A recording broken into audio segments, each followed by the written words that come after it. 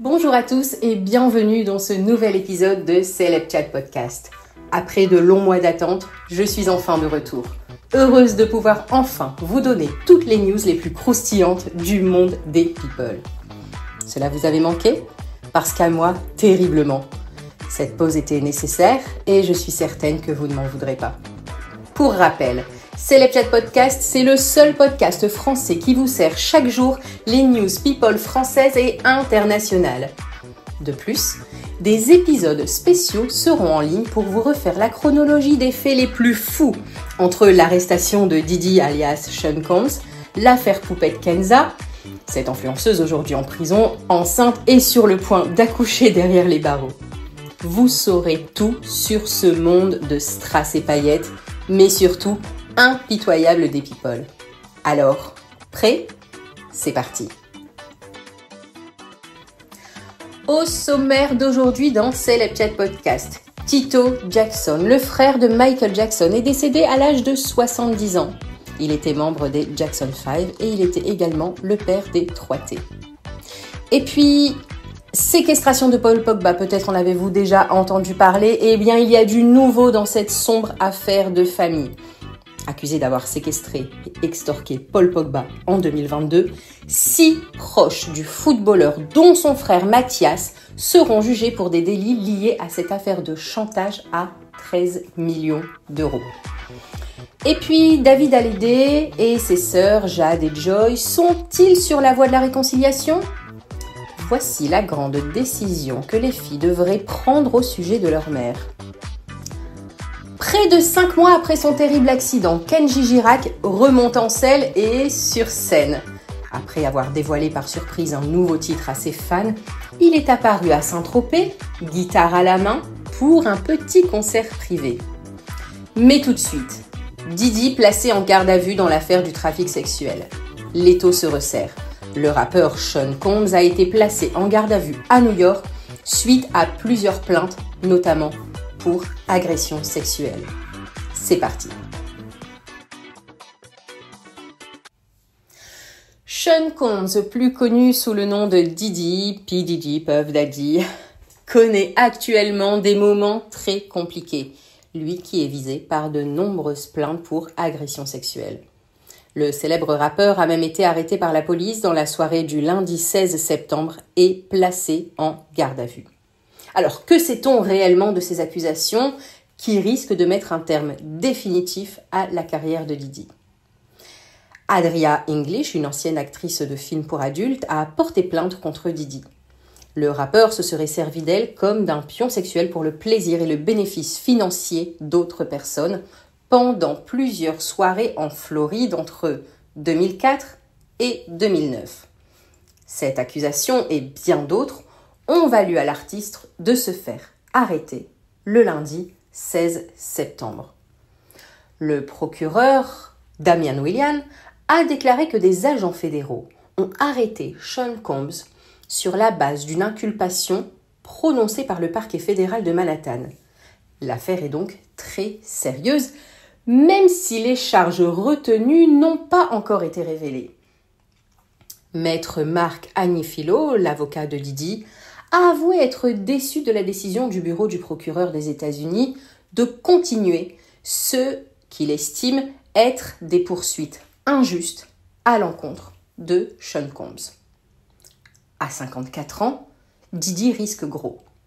Ses présumées victimes le décrivent comme étant quelqu'un de très violent, un prédateur sexuel qui n'hésitait pas à les droguer pour obtenir ce qu'il voulait d'elles.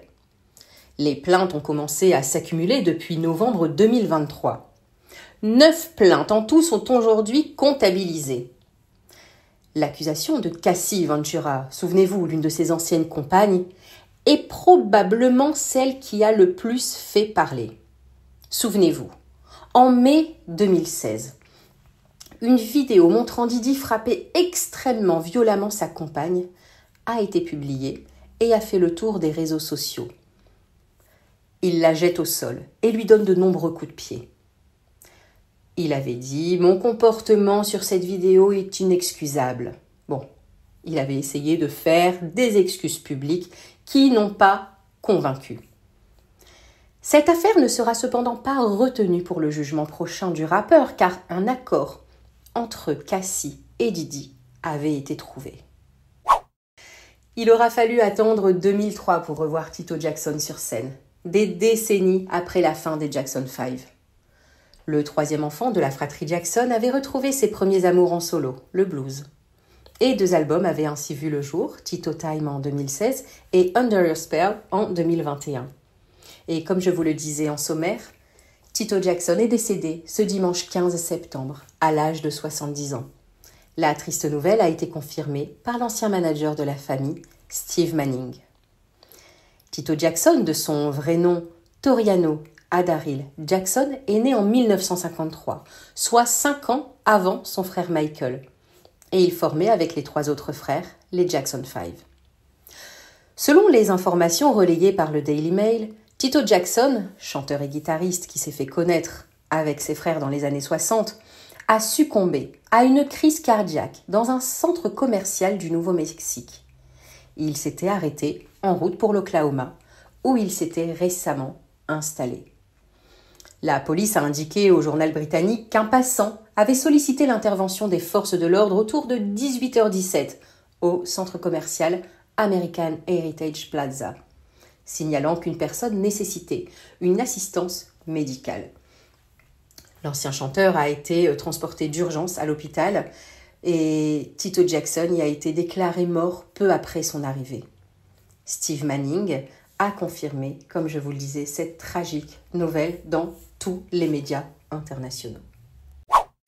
Cela fait plus de 2 ans maintenant que Paul Pogba n'a plus joué au football. Lui qui était promis à une grande carrière, a connu des moments très compliqués ces dernières années. Actuellement suspendu pour dopage, le footballeur n'oublie pas les événements de mars 2022. Pour rappel, Paul Pogba avait été braqué et séquestré par 2 hommes. Et l'AFP nous apprend aujourd'hui que ce mardi 10 septembre 2024, 6 proches de Paul Pogba, dont son frère Mathias, ont été renvoyés par des juges d'instruction de Paris devant le tribunal correctionnel. Cet événement survient 2 ans après les faits. Ces personnes, d'anciens amis de Paul Pogba, sont accusés d'être à l'origine d'une extorsion de fonds. Le 19 mars 2022, ils auraient forcé le joueur de football à les aider financièrement. Suite à son refus, celui qui purge en ce moment une suspension de 4 ans pour dopage, avait été séquestré et braqué par 2 hommes.